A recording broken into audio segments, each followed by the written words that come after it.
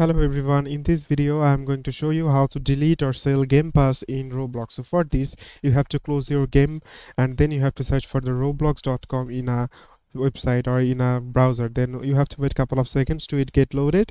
Then you have to click on the create option from here in the top navigation bar.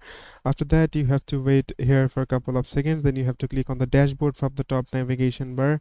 You have to simply click on the dashboard here and you have to wait a couple of seconds here according to your internet speed, and then you have to choose the experience that you are currently using. And after that it will take again couple of seconds. Then you have to go to the monetization option here, and here you have to choose the passes option from here, and here you will get all the passes that you would like to that you can use. You have to simply click on it, and then you will get the sell option in the left hand side. Since I don't have any passes, that's why I am not showing you. That's just showing you the work process. You will get the passes here. You have to simply click on it. Then you have to choose the sell option from the left hand side. If you simply click on the sell option, and then if you come back to the game again, and you will see that the passes is already removed. So it is as simple as that, guys. Thank you very much for watching this video.